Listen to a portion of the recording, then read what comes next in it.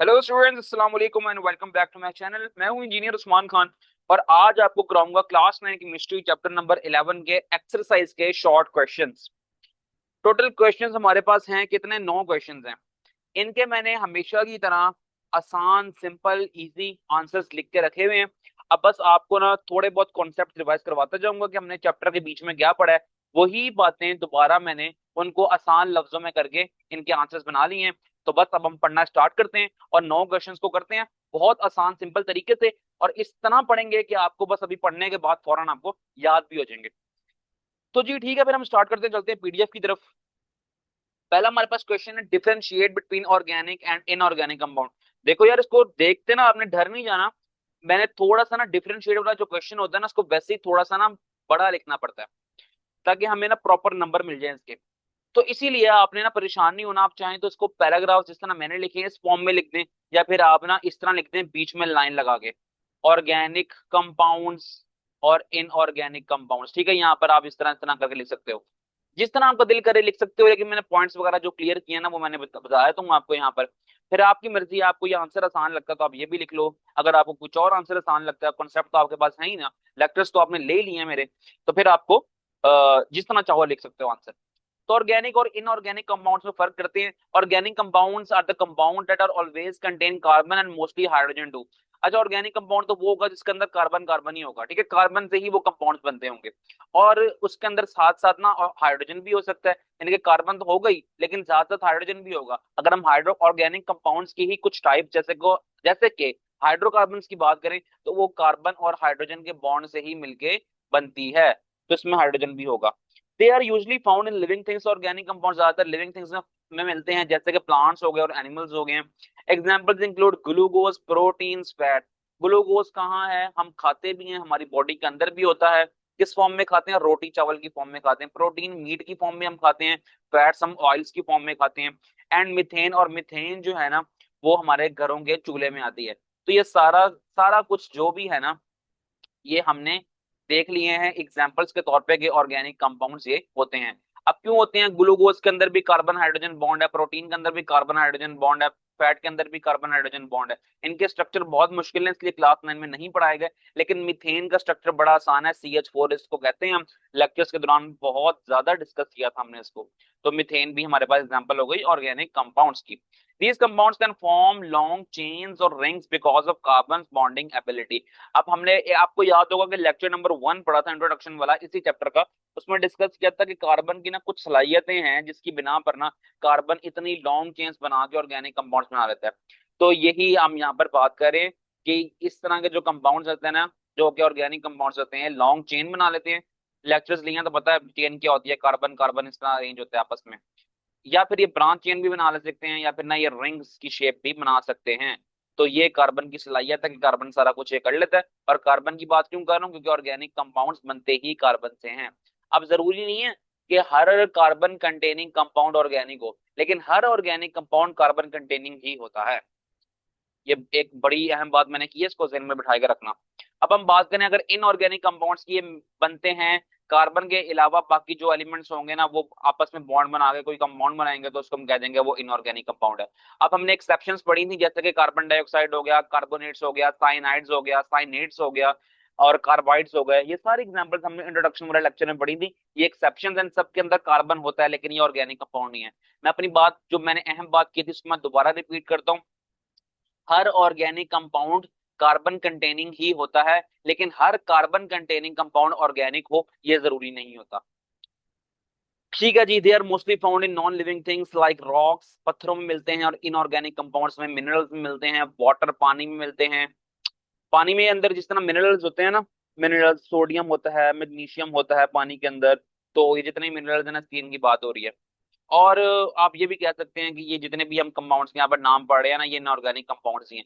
और मेटल्स, ठीक होगी बात। अब ये एग्जाम्पल्स के तौर पे अगर हम पढ़ें, देखो पानी की मैं बात बता रहा था आपको, तो पानी इनऑर्गेनिक कंपाउंड है।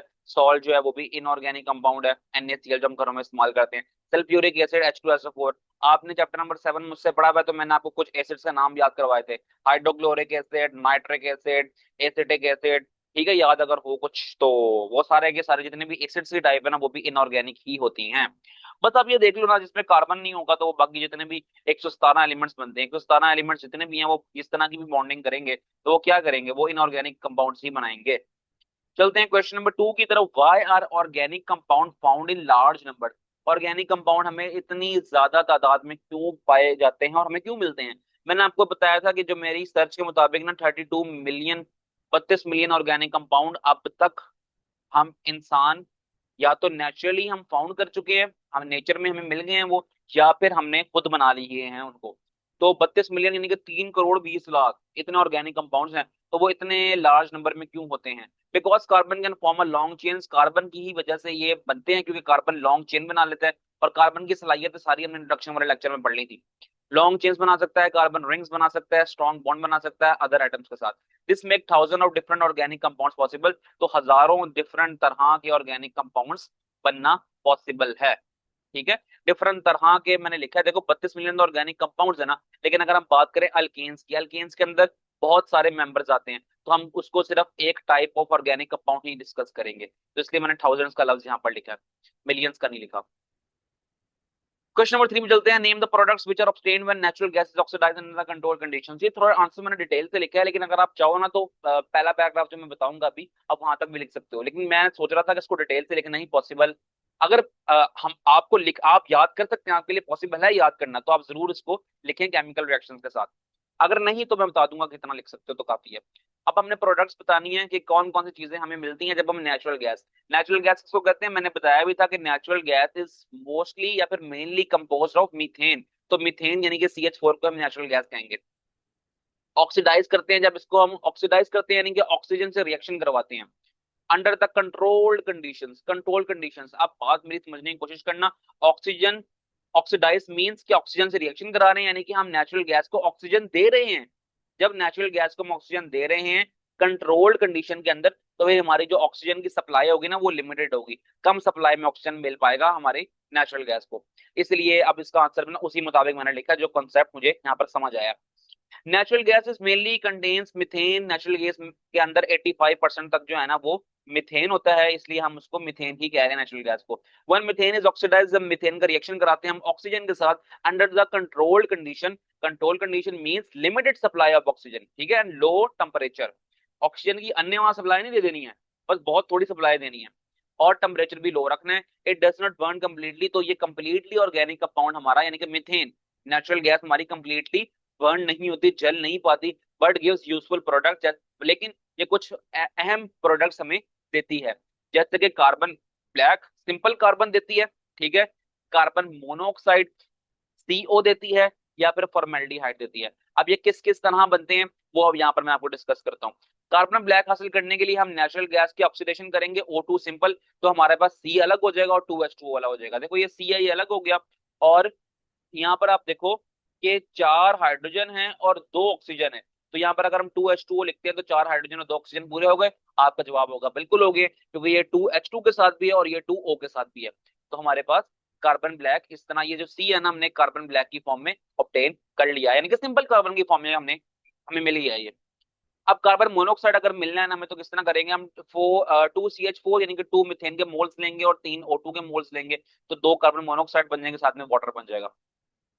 और अगर हम फॉर्मेल्डिहाइड लेना चाहें तो CH4 + O2, ऑक्सीजन से रिएक्शन हो गया इसका, तो साथ में फॉर्मेल्डिहाइड मिल गया, और H2O साथ में वाटर बाय प्रोडक्ट के तौर पे मिल गया। तो फॉर्मेल्डिहाइड भी यूजफुल है इंडस्ट्रीज में, आपने शायद नहीं देखी होगी अपनी डेली लाइफ में, लेकिन इंडस्ट्रीज में ये बहुत इंपॉर्टेंट चीज है।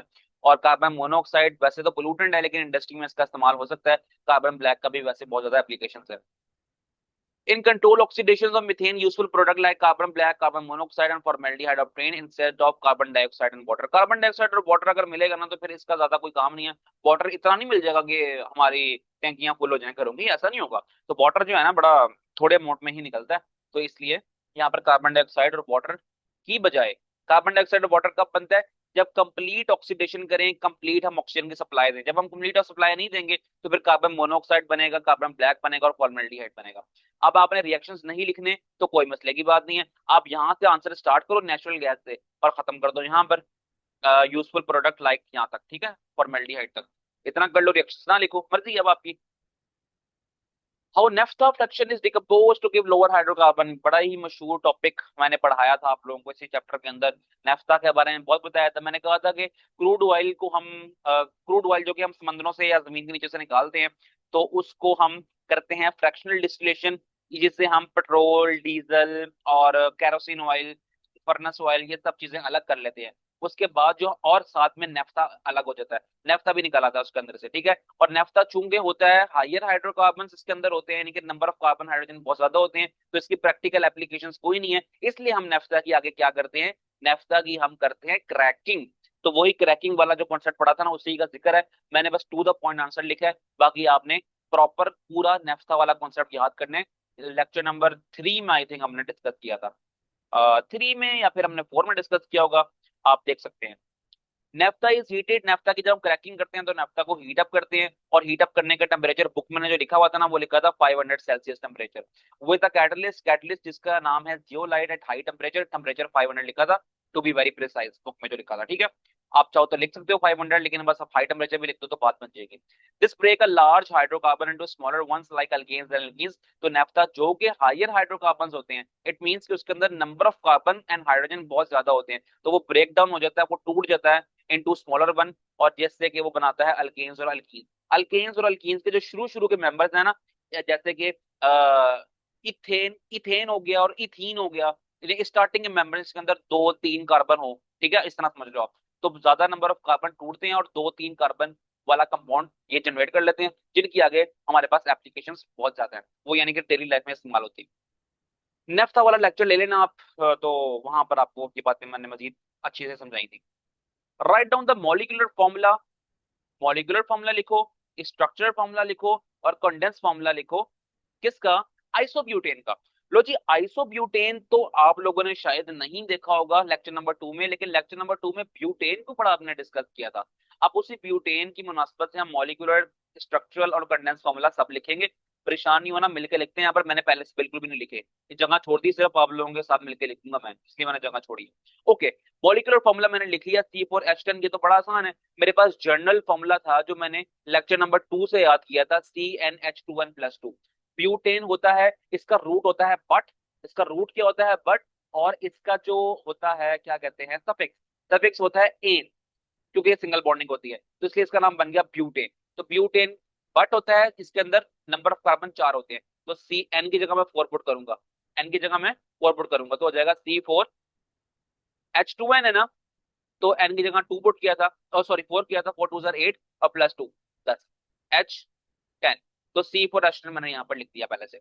अब क्या करना है हमने, अब इसका लिखना है स्ट्रक्चरल फॉर्मूला। स्ट्रक्चरल फॉर्मूला ऐसा फॉर्मूला होता है जिसके अंदर हम तमाम बॉन्डिंग्स रिप्रेजेंट कर रहे हो, तमाम कोवलेंट बॉन्डिंग जो कि कार्बन कार्बन के दरमियान हो या फिर कार्बन हाइड्रोजन के दरमियान हो, वो सब की सब हम रिप्रेजेंट कर रहे हो, वो होता है स्ट्रक्चरल फॉर्मूला। ये मैंने लेक्चर नंबर 2 में इसी चैप्टर के अल्केन्स वाला जो टॉपिक था उसमें मैंने पढ़ाया भी था स्ट्रक्चरल फॉर्मूला। और कंडेंस फॉर्मूला तो आई थिंक हाँ देखा है आपने, देखा है, लेकिन वहां पर उसका लफ्ज इस्तेमाल नहीं हुआ था, लेकिन अभी मैं आपको बताता हूँ किस तरह होता है। अच्छा जी, थिकनेस थोड़ी कम करें ताकि प्यारा लिखा जाए। अब देखो जी बच्चों, इस स्ट्रक्चरल फॉर्मूला में हम लिखेंगे, हमारे पास 4 कार्बन है, 10 हाइड्रोजन है। सबसे पहला काम मैं ये करूंगा, और याद रहे, याद रहे, मैं यहाँ पर लिख रहा हूँ आइसोब्यूटेन, ठीक है, सिंपल ब्यूटेन नहीं लिख रहा बल्कि आइसोब्यूटेन लिख रहा हूँ। और सिंपल ब्यूटेन जिसको हम एन ब्यूटेन भी कहते हैं, वो होती है स्ट्रेट चेन, और जो आइसोब्यूटेन होती है वो होती है branch chain. Lecture number 2 alkanes वाला टॉपिक के अंदर मैंने डिस्कस किया था ये। अब मैं लिखूंगा आइसो, किस तरह लिखूंगा, स्ट्रक्चर फॉर्मूला इसका सी, अच्छा पहले मैं सारे वो बना लेता हूँ, 3 कार्बन यहाँ पर, 1 कार्बन यहाँ पर, ठीक है। स्ट्रक्चरल फॉर्मूला इसी तरह होता है ब्रांच की फॉर्म में। अब यहाँ पर मैं बनाऊंगा एक बॉन्ड, एक बॉन्ड यहाँ पर, एक बॉन्ड यहाँ पर, एक यहाँ पर, एक यहाँ पर, एक यहाँ पर, एक यहाँ पर, इसका भी एक यहाँ, एक यहाँ, एक यहाँ। मैंने आपको समझाया था लेक्चर नंबर 2 के अंदर कि कार्बन ग्रुप 14 का मेंबर है, और इसके आउटर मोस्ट शेल में 4 इलेक्ट्रॉन्स होते हैं, जिसकी बिना पर इसकी वैलेंसी भी 4 है, तो ये 4 बॉन्ड बना सकता है।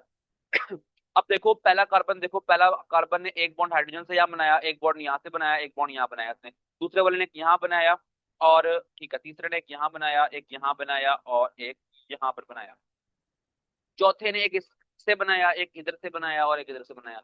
आप खुद ही नोट कर सकते हो कि हर हर कार्बन ने अपनी 4 की वैलेंसी पूरी कर ली है। पहले वाले कार्बन ने, इस वाले कार्बन ने 3 हाइड्रोजन से वैलेंसी पूरी की, और एक अगली अगले कार्बन से पूरी की। इस वाले कार्बन ने, दूसरे वाले ने एक हाइड्रोजन से की, ठीक है, एक इस कार्बन से की, एक इस कार्बन से की और एक इस कार्बन से कर ली। आखिरी तीसरे वाले ने एक एक कार्बन ने एक इस कार्बन से की ली, पिछले वाले से एक इस हाइड्रोजन से की, एक इस हाइड्रोजन से, एक हाइड्रोजन से, अपनी वैलेंसी फुलफिल, यानी कि इलेक्ट्रॉन शेयरिंग करके कोवलेंट बॉन्ड बनाया। चौथा जो नीचे लगा हुआ है, इसने एक अपनी वैलेंसी फुलफिल की ऊपर वाले कार्बन से, एक यहाँ से, एक यहाँ से और एक यहाँ से, तो 4 वैलेंसी इसकी फुलफिल हो गई। देखो आप वीडियो को थोड़ा पीछे करके देख लेना, मैंने समझाने के लिए इसको, थोड़ा गन मच गया मेरे से, लेकिन थोड़ा वीडियो को पीछे करो, जिस तरह मैंने स्टार्टिंग में स्ट्रक्चर लिखा था ना, सेम आपने वैसे ही लिखना है। अच्छा, अब कंडेंस फॉर्मूला लिखते हैं। कंडेंस फॉर्मूला की जगह यहाँ पर नहीं बची, तो मैं थोड़ा यहाँ लिखता हूँ। अब इसी को देखो, पहला कार्बन देखो, उसके साथ 3 हाइड्रोजन लगे हुए हैं, तो मैं लिखूंगा CH3। फिर ये वाला बॉन्ड रिप्रेजेंट करूंगा मैं, ये बॉन्ड मैंने कर दिया यहाँ पर रिप्रेजेंट। फिर ये अगला कार्बन है, अगले कार्बन के साथ क्या लगा हुआ है, एक हाइड्रोजन, यानी कि ये जो ऊपर लगा हुआ है ये हाइड्रोजन, ये लगा दिया मैंने। इस कार्बन के नीचे भी कार्बन लगा ना, इसलिए यहाँ लगा हुआ है, और इस नीचे वाला कार्बन है, उसके साथ लगे हुए 3 हाइड्रोजन, तो मैंने 3 हाइड्रोजन लगा दिए, ठीक है, 1 2 और ये 3। अब बारी आएगी इस वाले बॉन्ड की, तो मैं इस बॉन्ड को यहाँ पर लिखूंगा, और फिर ये कार्बन लिखूंगा आखिरी वाला, और इसने एक हाइड्रोजन, एक हाइड्रोजन, एक हाइड्रोजन, यानी कि CH3, तो CH3 इसने यहाँ पर आ जाएगा। तो ये हो गया हमारे पास CH3 single bond, CH single bond CH3, और फिर नीचे ब्रांच में ना CH3 लगा हुआ है। तो आपको याद होगा अल्केन्स वाले टॉपिक में मैंने कहा था कि उन्होंने एक स्ट्रक्चर लिखा हुआ था, उसके आगे लिखा हुआ था आइसोप्यूटेन, मैंने कहा था काट दो, इन्होंने गलत लिखा हुआ है। तो आइसोप्यूटेन का स्ट्रक्चर देख लो, अब आप क्या होता है, ये स्ट्रक्चर होता है आइसोप्यूटेन का कंडेंस फॉर्मूला, और स्ट्रक्चर फॉर्मूला मैंने ऊपर लिख दिया।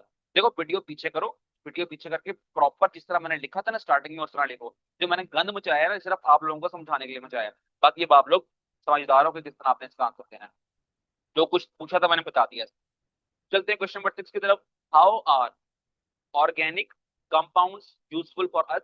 ऑर्गेनिक कंपाउंड हमारे लिए फायदेमंद किस तरह होते हैं? टू द पॉइंट आंसर देंगे। Organic compounds are used in daily life, हमारी रोजमर्रा की जिंदगी में इस्तेमाल होते हैं। They are found in food, हमारे खाने में, जैसे कि बताया था मैंने ऊपर भी आपको, कार्ब्स, प्रोटीन्स एंड फैट्स, इनमें इस्तेमाल होते हैं। ये बनते ही ऑर्गेनिक कंपाउंड से हैं सारे कुछ, ये भी हम जिक्र किया भी हमने। कपड़ा, कपड़ा बनता है फाइबर से। मेडिसिन, दवाइयां, ये भी ऑर्गेनिक कंपाउंड्स हैं। फ्यूल्स, ठीक है, फ्यूल्स तो बहुत डिस्कस किए हमने, जितने भी हमने हाइड्रोकार्बन डिस्कस किए हैं, पेट्रोल, डीजल, नेफ्था, और जितने भी अल्केन में से मीथेन, इथेन, जो भी डिस्कस किए सारे फ्यूल्स तो हैं ये, और प्लास्टिक्स, और ये सारे के सारे ऑर्गेनिक कंपाउंड्स ही हैं। तो मैं इनके स्ट्रक्चर में अंदर डेप्थ में नहीं जाना चाह रहा, क्योंकि बड़े मुश्किल हैं, अभी आप लोगों को समझ भी नहीं आएंगे, तो क्लास 9 की हद तक जस्ट हम नाम शो करेंगे, इनका स्ट्रक्चर शो करना हमारे लिए पॉसिबल नहीं है यहाँ पर। मुझे आते हैं, मैं बता दूं आपको, लेकिन आप लोग सीख नहीं पाओगे ना, थोड़ा कॉम्प्लेक्स चीजें हैं ये, इसलिए बस टू द पॉइंट आंसर देके आगे चलते हैं। Write down the names of such 5 such organic compounds which exist naturally. 5 ऐसे ऑर्गेनिक कंपाउंड्स का नाम दो जो कि कुदरती तौर पे एग्जिस्ट करते हैं। मैंने लेक्चर नंबर 1 इंट्रोडक्शन में इस बात का बताया भी था, कुछ कर भी किया था कि ऑर्गेनिक कंपाउंड्स सारे के सारे कुदरत ने हमें नहीं दिए, बल्कि खुद इंसानों ने खुद भी बनाए हैं, ठीक है। अब ये जो नेचुरली है ना, ग्लूकोज नेचुरली हमें मिल सकता है, ठीक है, कहाँ मिलेगा हमें? रोटी में, सिंपल शुगर को कहते हैं ग्लूकोज, बहुत बार बता चुका हूँ। तो ग्लूकोज हमें मिलेगा रोटी में, चावल के अंदर। तो ये जितने भी कार्बोहाइड्रेट्स हैं ना, जब ये ब्रेक डाउन होते हैं ना हमारी बॉडी के अंदर, तो ये सिंपल शुगर की फॉर्म में कन्वर्ट हो जाते हैं। फ्रुक्टोज जो है ना, ये वो टाइप ऑफ शुगर है जो कि फ्रूट्स के अंदर होती है। सिट्रिक एसिड, ये होती है सिट्रस फ्रूट्स, जैसे कि लीमू हो गया, माल्टा, मौसमी, किन्नू, इस तरह के फलों में होती है। मीथेन तो पता ही है आपको, नेचुरल गैस है, जो कि कुदरत ने बनाई है, जमीन के नीचे रखी है, और हम नीचे से निकालते हैं। और इथानॉल, इथानॉल भी अवेलेबल है नेचुरली। और इथानॉल की अगर हम एक टाइप देखें, जब इथानॉल की कंसंट्रेशन बहुत हाई होती है ना, अप टू 95%, तो इसको हम शराब भी कहते हैं। तो शराब के अंदर भी ये इस्तेमाल होती है इथानॉल, जो कि नेचुरली अकरिंग है। और साथ साथ ये इस्तेमाल होती है किसमें? दवाइयों में इस्तेमाल होती है। तो बस ठीक हो गया, दवाइयों में इथेनॉल को इस्तेमाल कर लेते हैं। हमने परेशानी हो ना कि शराब इंसान इस्तेमाल कर रहा है, ऐसा बिल्कुल भी नहीं है। इथेनॉल की जब कंसंट्रेशन बहुत हाई हो ना, तो फिर वो शराब की फॉर्म में कन्वर्ट होती है। वैसे थोड़ी सी अमाउंट में इथेनॉल हो तो वो शराब नहीं होती, क्योंकि वो नशा नहीं होता, वो जस्ट इंसानों की जो है ना सेहत याबी के लिए दवाई होती है। Give IUPAC name of the following compound. Compound मैंने यहाँ पर नहीं लिखा, लेकिन हम मिलकर लिखते हैं यहाँ पर कंपाउंड। कंपाउंड मेरे पास है, ये देखो, this one, CH3, CH, CH2, CH। चलो अब क्या वहां पर उतारें, जस्ट यहीं पर ही नाम देते हैं इसका। किस तरह नाम देंगे? मैंने सबसे पहले इसका रूट देखना है। तो जब मुझे रूट पता लगा, मैंने लॉन्गेस्ट कंटिन्यूस चेन के अंदर ना इसका रूट देखूंगा। रूट क्या है? 1 कार्बन, 2 कार्बन, 3 कार्बन, 4 कार्बन। इसका रूट क्या हो जाएगा? 4, यानी कि पट, ठीक है, पट हो गया इसका। और फिर मैंने सिंगल बॉन्ड देखा इनके दरमियान में। जब सिंगल बॉन्ड देखा तो मुझे फौरन पता लगा कि ये अल्केन सीरीज का मेंबर होगा, और अल्केन्स के एंड में आता है ANE, तो मैं ब्यूट ANE कर दूंगा तो इसका नाम ब्यूटेन हो जाएगा। फिर मैंने देखा इसके साथ जो है ना, यानी कि सफिक्स मैंने एन बता दी, इसके साथ फिर मैंने देखा कि इसका जो प्रीफिक्स है, यानी कि ब्रांच क्या लगी हुई है, वो लगी हुई है CH3 सिंगल बॉन्ड, जिसको हम कहते हैं मिथाइल। तो यहाँ पर मिथाइल लगा हुआ है। अब मैंने देनी है इसकी नंबरिंग, कंटिन्यूस चेन के अंदर नंबरिंग देते हैं। नंबरिंग किस मुनासबत से हम देते हैं कि हम देखते हैं कि हमारी जो ब्रांच है ना, वो क्या इस कार्बन के पास लगी हुई है, फिर एंड वाले कार्बन के पास लगी हुई है। तो आपका क्या जवाब होगा? आपका जवाब होगा सर ये पहला, ये वाला जो कार्बन है ना, इसके साथ ब्रांच करीब आई है, तो जिसके करीब ब्रांच हो ना, तो उससे नंबरिंग हम स्टार्ट करते हैं। तो अब हम यहाँ पर लगाएंगे 1, यहाँ लगाएंगे 2, यहाँ लगाएंगे 3, यहाँ लगाएंगे 4। इसी तरह करना है पेपर में आपने, 1 2 3 4 ये जरूर लिखना है। और नीचे ये ब्रांच लगी हुई है तो वो उसका भी हम नाम देते हैं। तो कार्बन नंबर 2 पे आप गौर कर सकते हो, कार्बन नंबर 2 के ऊपर हमारी लगी हुई है ब्रांच। तो हम यहाँ पर क्या लिखेंगे? अब मैं इसको ब्यूटेन में काट रहा हूँ। ब्रांच लगी है कार्बन नंबर 2 पे, और क्या लगी है? मिथाइल। तो मैं कहूंगा 2 डैश मिथाइल, मिथाइल ब्यूटेन। ठीक है, दूसरे कार्बन पे मिथाइल लगा हुआ है तो 2 लगा दिया, फिर डैश बनाएंगे, फिर मिथाइल का नाम पूरा लिखेंगे, और साथ में फिर ब्यूटेन का नाम लिखेंगे, क्योंकि लॉन्गेस्ट कंटिन्यूअस चेन हमारे पास ब्यूटेन की है। तो यही होता है आयुबैक नेम। अब पेपर में किस तरह करना है आपने, कार्बन की नंबरिंग जिस तरह मैंने यहाँ दी है उस तरह देनी है, और साथ में इसका ये वाला नाम लिखना है। तो 2 मिथाइल ब्यूटेन इसका नाम हो गया। अब हम चलते हैं अगले क्वेश्चन की तरफ। How do the melting and boiling points of alkenes changes when we move from lower members to the higher member? ठीक हो गया, बात मजा आ गया मुझे। ये बात कर रहा है कि अगर हम ऊपर से नीचे आए ना, जैसे कि हम बात करें पहले मीथेन की, फिर हम बात करेंगे इथेन की, फिर हम बात करेंगे प्रोपेन की, CH3 CH2 CH3, इसी तरह ब्यूटेन की फिर हम बात करेंगे। अब छोड़ो, काफी स्ट्रक्चर होगा, ब्यूटेन का भी लिख के दिखा दिया आपको, आप लिख सकते हो ब्यूटेन को खुद से। ओके, यहाँ पर कहता है कि अगर हम ऊपर से नीचे आ रहे हैं ना, हमारे जो मेंबर्स हैं सीरीज के वो इंक्रीज होते जा रहे हैं, तो बॉइलिंग एंड मेल्टिंग पॉइंट पे क्या इसका इंपैक्ट होगा? तो हम कहेंगे इसका melting and boiling point increase होगा। क्यों इंक्रीज हो रहा है? क्योंकि अगर हम डाउन द सीरीज आ रहे हैं तो आप खुद ही गौर करो, कार्बन नंबर भी इंक्रीज हो रहे हैं, यहाँ पर कार्बन हाइड्रोजन कम थे, यहाँ पर ज्यादा है, यहाँ पर और ज्यादा है। कार्बन हाइड्रोजन इंक्रीज हो रहे हैं, इनके दरमियान में बॉन्डिंग भी इंक्रीज हो रही है। तो इट मीन कि बॉन्डिंग तोड़ने के लिए हमें एनर्जी चाहिए होती है। कौन सी एनर्जी? Heat energy. तो हमें ज्यादा एनर्जी चाहिए होगी बॉन्डिंग तोड़ने के लिए, जैसे ही हमारा जो साइज है ना वो बड़ा होता जाएगा। जिस तरह ही हम डाउन द ग्रुप, यानी कि डाउन द सीरीज अगर हम आते रहेंगे, अगर मैं इस तरह बोलूँ तो, जैसे ही हम ऊपर से लेकर नीचे तक आते रहेंगे अपनी सीरीज में, जहां पर हमारा कार्बन हाइड्रोजन इंक्रीज कर रहे हैं, तो हमारा मेल्टिंग एंड बॉइलिंग पॉइंट भी इंक्रीज करेगा। होपफुली आपको बात समझ आ गई होगी। एक मासूमाना सवाल आपसे कर लेता हूँ, आप मुझे बताएं कि मेल्टिंग एंड बॉइलिंग पॉइंट ना मीथेन का ज्यादा है या फिर प्रोपेन का ज्यादा है? इसका जवाब आपने मुझे कमेंट सेक्शन में देना है। अगर दे पाए जवाब आप इसका मुझे, तो मैं समझ जाऊंगा कि आपको एक क्वेश्चन समझ आ गया। तो इसके साथ साथ ही हम करते हैं शॉर्ट क्वेश्चंस वाला लेक्चर खत्म। मुझे लगता है कि बहुत लंबा लेक्चर हो गया, लेकिन मैंने आपको समझाया भी तो डिटेल से है ना। अगर आप ईमानदारी से सुनोगे लेक्चर तो आपको फायदा ही होगा। आप एक करना है आपने नेकी का काम, वो ये है कि चैनल को कर लेना सब्सक्राइब। अगर वीडियो पसंद आई हो तो उसको लाइक भी कर लो, और ये PDF मैं चंद दिन तक आप लोगों को प्रोवाइड कर दूंगा। अब पता नहीं आप लोग वीडियो कब देख रहे हो, आज है 1 जुलाई 2025, तो आप पता नहीं कब देखते हो वीडियो, लेकिन जब भी देख रहे हो तो मैं उससे रब्ता कर लेना। तो मैं आपको ये PDF, जितने भी चैप्टर्स के PDF है ना, यानी कि चैप्टर नंबर 1 से लेकर चैप्टर नंबर 13 तक, जो शॉर्ट क्वेश्चन, एक्सरसाइज के क्वेश्चन, जो कुछ भी है, वो सबका मैं एक नोट कंपाइल करके आप लोगों को प्रोवाइड कर दूंगा। तो ठीक है, मिलते हैं किसी और वीडियो में। अपना ख्याल रखें। अल्लाह हाफिज।